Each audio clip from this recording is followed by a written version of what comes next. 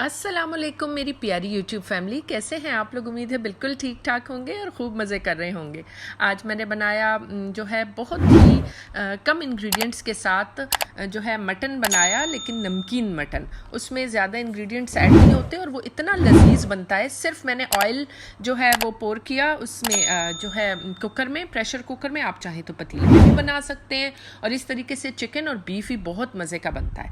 बस मैंने तकरीबन 2.5 चम्मच सालन के जो है मैंने ऑयल डाला। उसमें एक बड़ा जो है 1 किलो तकरीबन मैंने मटन डाला और अब मैंने इसको अच्छे से भूनना शुरू कर दिया। मटन की भुनाई करते हुए आप देखेंगे कि जब इसका कलर अच्छे से चेंज हो जाए और इसमें जो बबल्स बन रहे हैं इस जो है ऑयल में, वो बनना रुक जाए, तो फिर हमारा मटन जो है वो मतलब वो भुन चुका है। ठीक है। अभी मैंने इसमें कुछ भी ऐड नहीं किया, सिर्फ मैंने ऑयल में इसकी भुनाई कर रही हूँ मैं। आप देखिए कितनी अच्छी और कितनी प्यारी बोटियाँ हैं इसकी कि खाने को दिल करता है। तो चले ये देखिए आप, अब ये मैंने उसमें लहसुन के तकरीबन 15 से यानी 1 गड्डी लहसुन की जो थी वो मैंने इसमें ऐड कर दी। अब मैं इसमें जो है गर्म पानी ऐड कर रही हूँ और साथ में मैं 1 चम्मच भर के जो है तो नमक का ऐड करूँगी। नमक अगर चाहें तो आप बाद में भी ऐड कर सकते हैं। पहले मैंने इसको उबाल लिया और उसके बाद मैं ऐड करूँगी।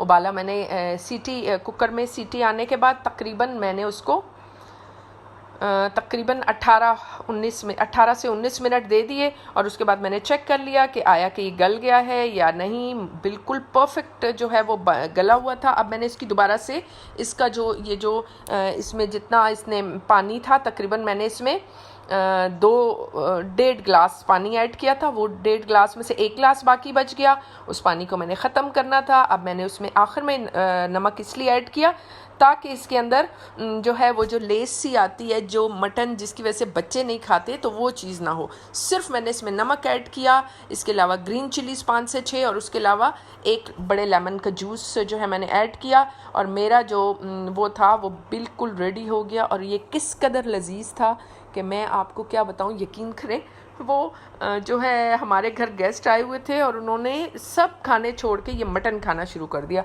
माशाल्लाह से बाकी खाने भी बहुत लजीज थे, लेकिन ये बहुत मज़े का और बहुत ही शानदार था और बहुत ही अच्छा बना हुआ था। और इसमें इसकी हल्की सी ग्रेवी भी थी नीचे। चलें फिर मिलते हैं एक प्यारी सी, एक शानदार सी नई रेसिपी के साथ। अल्लाह हाफिज़।